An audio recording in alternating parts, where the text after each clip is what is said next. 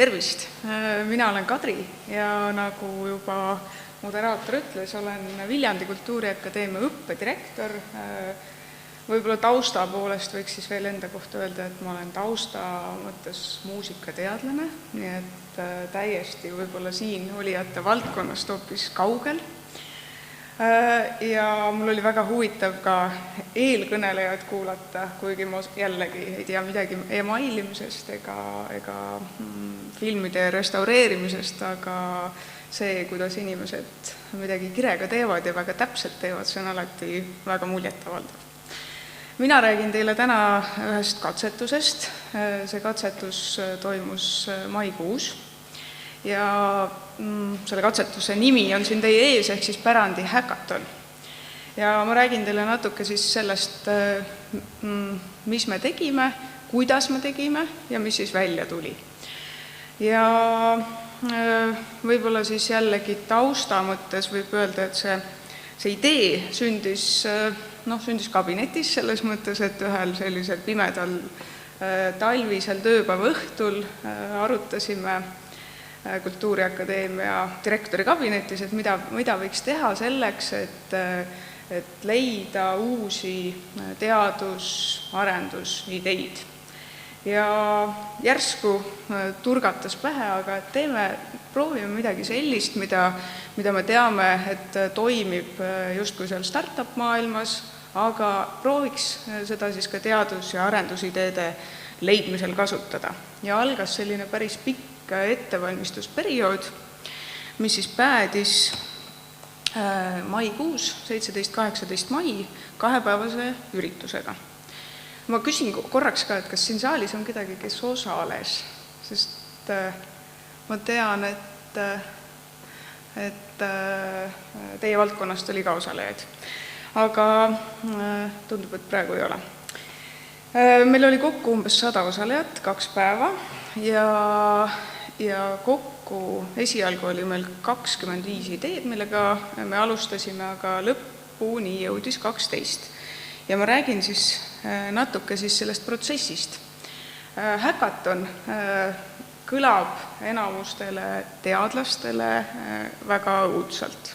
Mulle ka laias laastus kõlab üsna õudselt tegelikult, selles mõttes, et kui me mõtleme, mis selle sõnaga seostub, siis sellega seostub ikkagi enamasti mingisugune selline startup maailm, mis võib-olla ei ole meile omane või isegi tekitab nagu võõristust. Ja kuidas me siis nüüd järsku paneme ennast sellisesse olukorda, et hakkame sellises formaadis mõtlema enda teadustegevuse või mingite projektide üle. Ja tegelikult meil oli, ja traditsiooniline häkaton on selline, et avaldatakse kutse, tule oma ideega, siit leiad tiimi, paneme kokku 48 tundi, anname kuuma ja pärast lähed oma firmaga siit välja. Umbes midagi sellist. Aga algusest peale oli meie nagu selline väljakutse tegelikult see, et kuidas kõnetada ka teadlasi ja kuidas neid mitte ära hirmutada. Ja kust leida ideid, oli tegelikult teine suur väljakutse. Ja esimene ideekorje voor oligi tegelikult selline avatud kutse. Avaldasime selle oma kodulehel ja samal ajal pöördusime ka siis erinevate ülikoolide isiklike kontaktide kaudu, õppeprorektorite, teadus-arendusinimeste kaudu saatsime välja selle kutse, et palun osalege kõik ideekorjes. Ja esimese vooruga saime 18 ideed. Meil olid ka kriteeriumid, millele see idee pidi vastama, ehk siis ta peab olema siis kuidagi seotud teaduse või haridusvaldkonnaga, ta võiks olla teostatav umbes aasta jooksul, ta peab kindlasti olema seotud kultuuripärandi temaatikaga, ja jätkusuutlik, see tähendab seda, et tal peab olema mingisugune, me ei tahtnud öelda sõna äriplaan, aga põhimõtteliselt mingi plaan, kuidas see idee ja selle teostus edasi elab. See selline esimene ideekorje oli siis veebiankeedi formaadis, kus me siis palusimegi kirjeldada oma ideed, palusime kirjeldada, keda inimesed vajavad oma idee teostamiseks, keda sul veel vaja on, et sul on idee, aga millist tiimi või millist meeskonda sa vajaksid. siis ajaraami ja ootusi, mida siis inimesed ootavad sellelt häkatonilt. Ma paningi siin siis mõned ootused kirja või võtsin välja sealt, mida inimesed siis esitasid. Näiteks oli idee hobuste treenimise kohta, kus siis inimene tahtis, et tema ootus oli see, et me otsiks hobuse treeneri, temal oli hobused olemas. Siis oli ka selliseid kõhklevaid ideid, et näiteks, et mina ainult idee pakun, ma tegelikult seda teostada üldse ei tahagi, et vaadake ise, mis te selle ideega teete, võib-olla keegi võiks selle üles korjata. Siis on selline, et ei teagi üldse, kui perspektiivikas, äkki keegi hindaks seda, või et tahaks sellest häkatonist nagu sellist peegeldust, osa kartis, et võib-olla idee varastatakse, oleks vaja patenti. Ühesõnaga selliseid väga erinevaid ootusi oli selles esimeses ringis. Aga meil tegelikult tõesti kogunes ka 18 täiesti sellist eripalgelist ja huvitavad ideed, millest paljud jõudsid siis ka lõppvooru. Aga me tegime ka teise vooru, selles mõttes, et esimene voor tõi meile tõesti siis need sellised ideed, aga me tahtsime sinna ka seda teadusmõõdet siis juurde saada. Ja see teine ring oligi see, mis me tegime ülikoolide sees, teadusasutustes, saatsime teise kutse laiali, kus olid juba olemas need ideed, mis seal esimesest voorust tulid, ja me palusime, et kui mõni nendest ideedest teid kõnetab, pange ennast kirja sinna idee juurde, äkki olete valmis kaasuma häkatonil, äkki tahate kaasa mõelda nende ideedega, või kui te ei leia siit ühtegi ideed, mis teile meeldib, võite ka oma asjaga välja tulla. Võite oma teadusprojektiga tulla või mingisuguse, me ütlesime, et ka loomeprojektiga võib tulla näiteks loomeülikoolidest. Ja selle teise ringiga me saime siis juurde 6 ideed ja enamikesse sellistesse ideede juurde panid inimesed ennast ka kirja. Et jah, mulle see idee meeldib, võis panna kirja ka mitme idee juurde, näiteks, et mind kõnetab see idee, aga mõni idee jäi ka ilma kaasamõtlejateta. Oli selliseid ideid, ütleme, kuni 5 tükki, millele mitte ükski inimene ei avaldanud huvi, et jah, ma tahan selle ideega kaasa mõelda. Ja see oli meie jaoks mõttekoht, mis nüüd teha. Et meil on laual ideed, kus on, osadel oli hästi suur huvi oli selliste igasuguste haridusega seotud ideede vastu. Näiteks, et kes tahtis arendada välja kooliõpilastele mõeldud kultuuripärandi teemalist lauamängu või kes tahtis näiteks ma ei tea, uurida ja kuidagi taaselustada siis traditsioonilist toiduvalmistamist. Et ühesõnaga selliste ideede vastu oli suur huvi ja mõne idee vastu siis tõesti oli ainult seesama idee autor jäänud sinna ja kedagi ei lisandunud. Ja siis me mõtlesime tükk aega, et mis me teeme, et kas me ütleme, et jah, tulge ikkagi oma ideega välja, et vaatame, et äkki leiame koha peal nagu sinna need meeskonnad. Selles mõttes, et üksi me ei ole mõtet häkatonile tulla, kui sa tuled üksi oma ideega, üksi tegeled sellega 2 päeva, siis see ei ole ilmselt see, milleks see üritus mõeldud on. Ja siis me otsustasime, et me võtame nende inimestega siis ühendust, nende ideede autoritega ja palume, et leidke ise endale siis kaasamõtlejad. Et me praegu oleme teinud, otsinud kaasamõtlejaid, ei ole leidnud, aga äkki teil on endal mingisuguseid sõpru, kolleege, kes tahaksid kaasa mõelda. Ja nii lisandus mitme idee juurde tegelikult inimesi, kes ütlesid, et jah, ma tahan tulla tegelikult ikka selle ideega välja, leidsin endale meeskonnakaaslased. Aga oli ka mõni, kes jäigi siis üksi ja kes ütles, et tema hea küll, et ma siis ei tule selle ideega. Ja kui te tahate, võtke see idee, aga et ma siis välja ei tule. Häkaton ise. 2 päeva. Ja sellised päris tihedad päevad. Traditsiooniline see häkatoni formaat on siis selline 20 või selline klišee on ikkagi, et 24 või 48 tundi, kõigil on silmad punased, kõik seal öö läbi programmeerivad, üritavad juba järgmise päeva õhtul tulla välja mingisuguse prototüübiga ja äriplaaniga ja selline hästi intensiivne. Meie mõtlesime, et meie sihtgrupp on natuke teistsugune ja me ei sunni inimesi töötama öösel, vaid pigem pakume neile siis 2 päeval sellist mõnusat keskkonda ja mõnusat balanssi selle idee arenduse ja siis tegelikult selle inspiratsiooni osa vahel. Sest jällegi formaadi juurde kuulub see, et aeg-ajalt on mingisugused lühikesed inspireerivad lühiloengud, mis annavad tegelikult kätte mõne uue tööriista selle idee arendamiseks või siis annavad mingisuguse teadmise, mis on oluline kõikide ideede arendamisel. Ja üldse vähetähtis ei ole kusjuures ka selline sotsiaalne pool. Meil oli ka õhtuks kavandatud pärimusmuusika kontsert ja peale seda selline mõnus koosviibimine maikuuses Viljandis, nii et see osa oli ka tegelikult päris oluline ja pärast tagasisidest tuli välja, et see meeldis kõigile veel vaata et kõige rohkem. 12 meeskonda jõudis lõppesitluseni.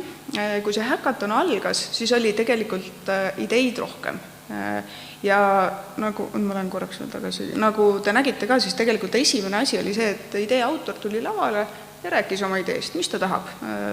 Ja tema juures olid juba olemas inimesed, kes olid sellest ideest huvitatud, aga peale esitlust oli ka veel võimalus liikuda tiimide vahel. Näiteks mitu tiimi läksid kokku, tegid esitlused ära ja peale esitlusi said aru, et tegelikult me tegeleme väga sarnase asjaga, meil ei ole mõtet seda eraldi teha, teeme seda koos. Nii et lõpuks tegelikult see 12 meeskonda formuleerus üsna alguses. No oli paar meeskonda, kes olid veel kõhklevad ja tegelikult kuni teise päeva hommikuni olid veel sellised, et kas me teeme nüüd eraldi, me teeme koos, et mõtleme veel. Aga tõesti siis lõpuks 12 meeskonda sinna lõppesitluseni jõudsid. Me aitasime neid, me küsisime ka alguses, et keda te tahate või mida te vajate selleks, et seda ideed realiseerida. Väga paljud tahtsid IT-tuge. No tahtsid mingisugust platvormi arendada, mingit kodulehte arendada, mingisugust digitaalseid teenuseid. Me otsisime siis saali 3 IT-inimest, kes olid sellised mobiilsed, kes käisid siis tiimide juures küsimas, kuidas teil läheb, kas te vajate abi. Tiim võis ka ise pöörduda selle IT-inimese poole, kui tal oli seda abi vaja. Siis olid meil teenusedisainerid abiks, erinevad meeskonnad said nendega individuaalselt konsulteerida, aga ka grupina.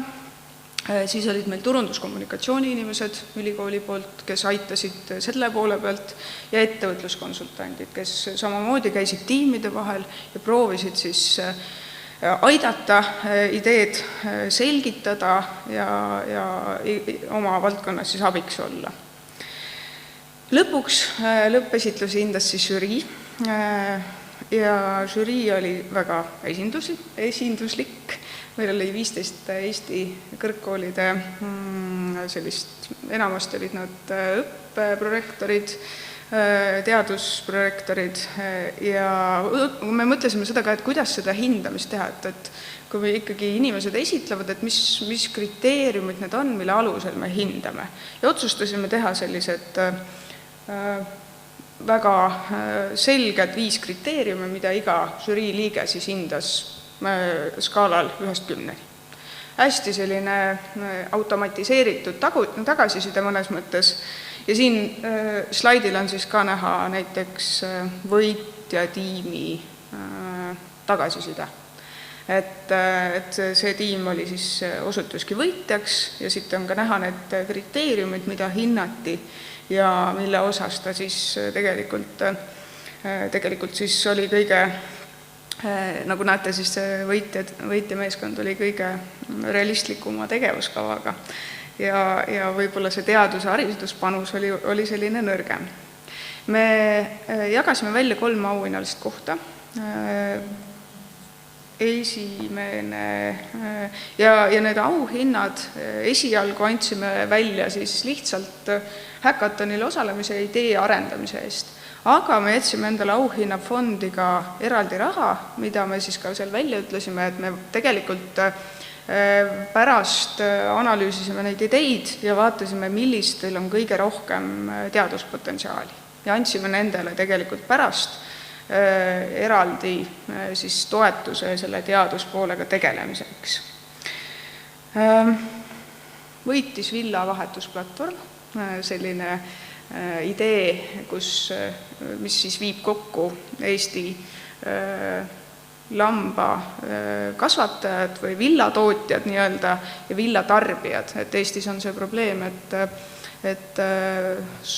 peaaegu 90% villast põhimõtteliselt visatakse ära, sellepärast et ta ei jõua siis mitte kuhugi, ta muutub jäätmeteks ja et seda probleemi, ja samal ajal tegelikult on inimesi, kes nagu otsivad seda. Nii et ühesõnaga need kaks osapoolt kokku viia, siis see oli siis see võidu idee.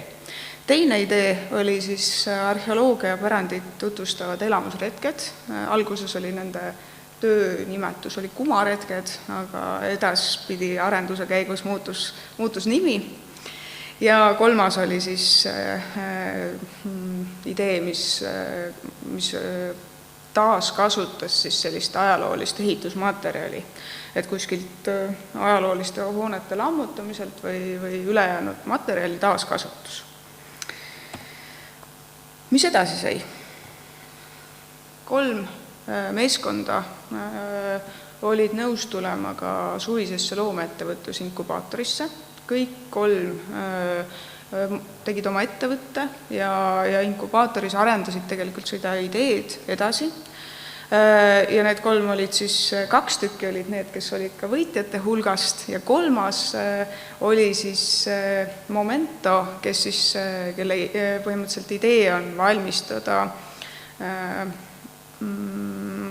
hoonete makette, ajalooliste hoonete makette. Ja nad 3 käisid selle inkubaatori läbi, nad siis said sealt tuge siis oma sellise äri või ettevõtluspoole arendamiseks.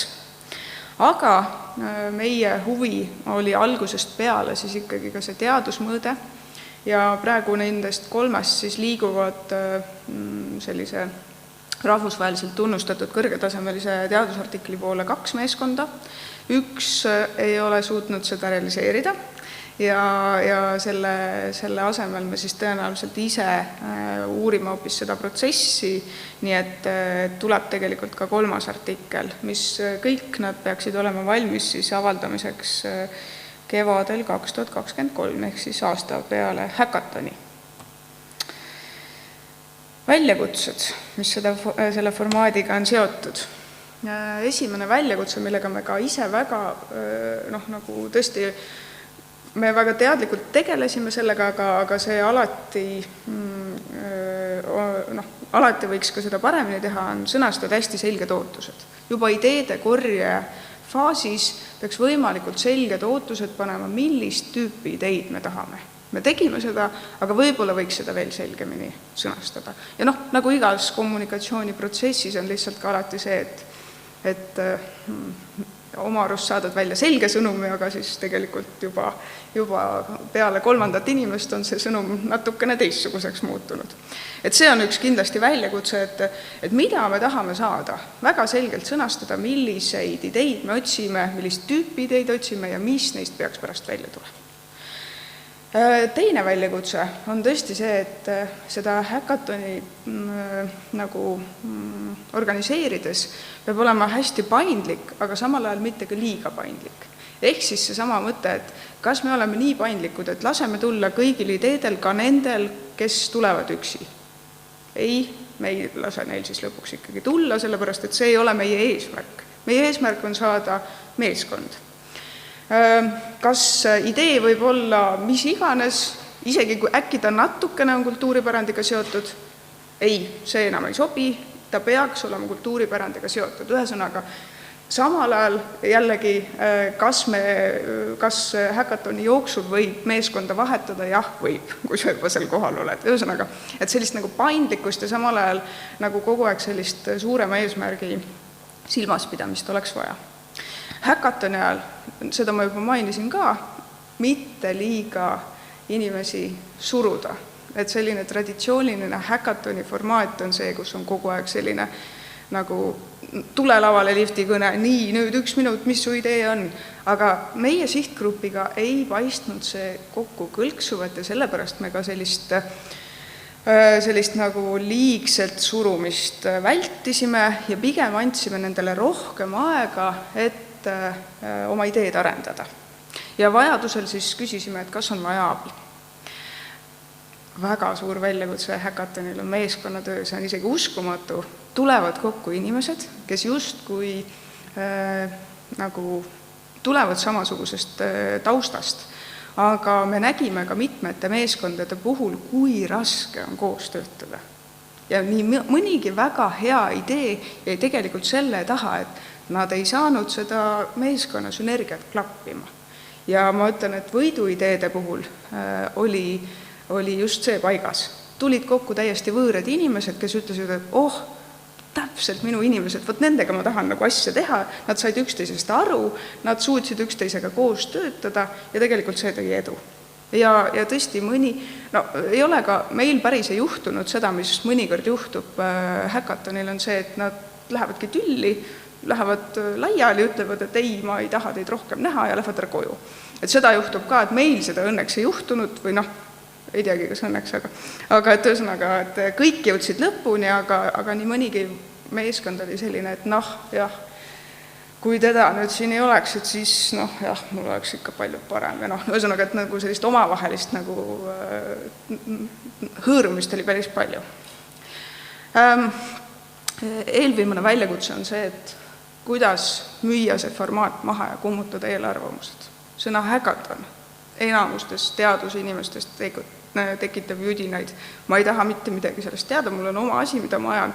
Miks ma peaksin tulema sellisesse mingisse imelikku formaati ja tegelikult me tegelesime hästi palju sellega, et kommunikeerida, et see on võimalus, see ei ole midagi õudset, see on just nagu selline võimalus leida oma ideedele kaasa mõtlejaid, ise kaasa mõelda.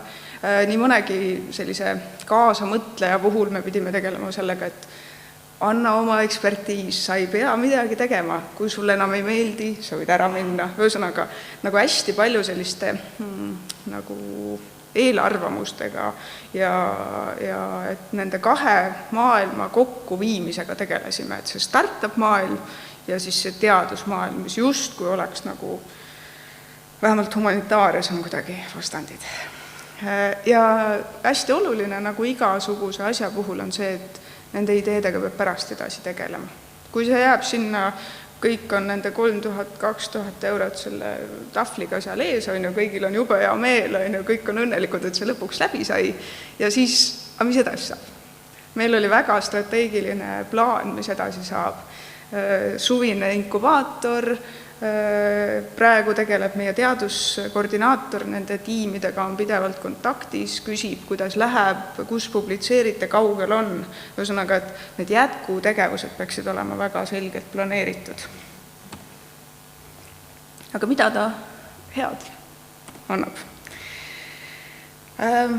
Mul on tunne, et ta pakub ikkagi just nimelt see 2-päevane formaat, mida me tegime ja koos ka võimalusega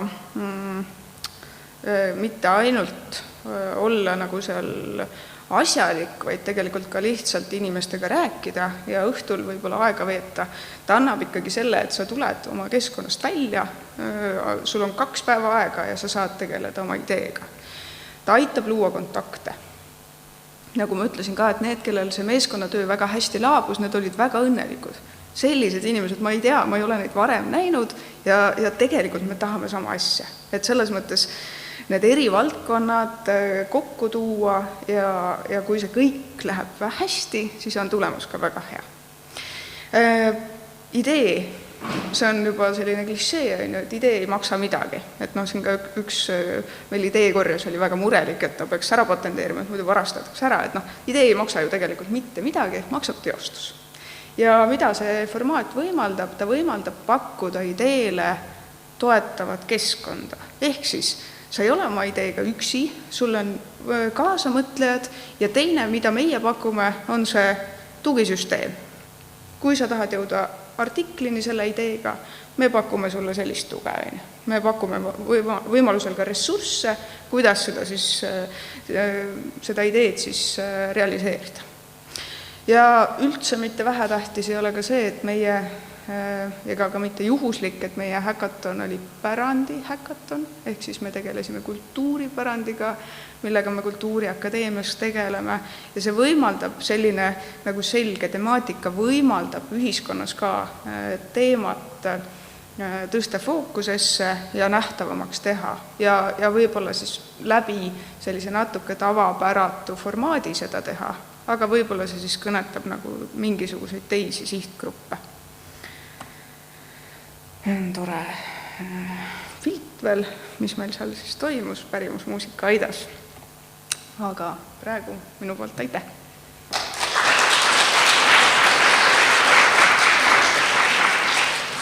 Enne kui liigume küsimuste juurde, mul paluti ka meelde tuletada kodustele vaatajatele, et menti.com keskkonnas saate ka teie küsimusi esitada. Aga palun, kõigepealt ehk saalist.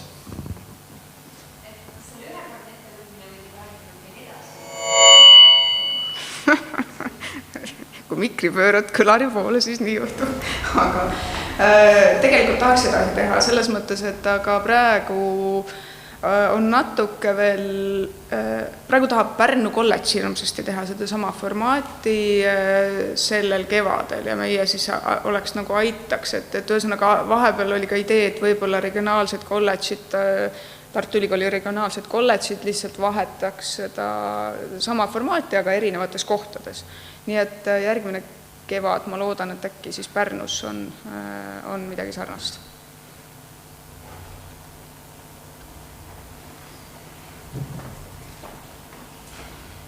Mis mõned teised teemad olid, mis teid siis teostamata?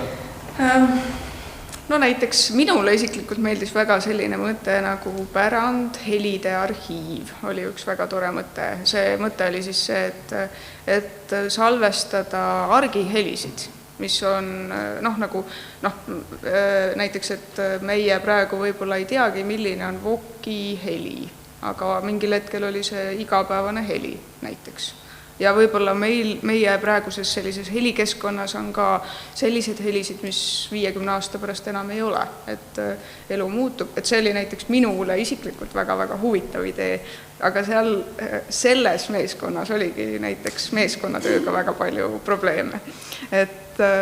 Aga mis seal veel olid? Siis oli ka näiteks, ma ütlen, hästi palju olid selliseid nagu lastega seotud ideid, et kes tahtis lauamängu teha, kes tahtis teha rahva rõivas nukke, ühesõnaga selliseid nagu hariduslikke mõtteid oli suhteliselt palju. Toidu valmistamist ma juba mainisin, ehk siis pärand selline töö pealkiri oli äkki Kihelganna köök, et kuidas selle regiooni siis mingi toidu valmistamise traditsioonid on olnud. Siis olid sellised asjad ka, mis on juba olemas, näiteks ajapaik on võib-olla teile tuttav, kes tahtis oma ideed edasi arendada seal. Siis olid ka sellised ideed, mis ei jõudnudki sellisest, mis ei jõudnud nagu sinna arendamise faasi, aga iseenesest olid põnevad, nagu näiteks üks oli seotud muuseumi, põhimõtteliselt selline mingisugune digitaalne tempel muuseumi asjadele, ühesõnaga selliseid väga nagu innovatiivseid ideid, millel kahjuks siis seal nagu üks oli näiteks, võib-olla siis kõige suke markantsem idee, oli siis ka mahevirtsa väärindamine, mille idee oli siis see, et inimsünnikut tekib näiteks festivalidel hästi palju ja seda võiks kuidagi ära kasutada. Selline üsna markantne idee, kus näiteks kohe ma vaatasin meie eetikakeskuse inimesed väga hoolsalt kaasa tahtsid mõelda täiesti arusaadavatel põhjustel. Et väga erinevad ideed ja kui peaks nüüd üldistama, siis ma ütlen, et mingisugune suhteliselt suur osa, kolmandik tahtis mingit digiplatvormi arendada. Et see oli nagu mingis osas võimalik, aga seal olid omad piirangud meie üritusel. Ja.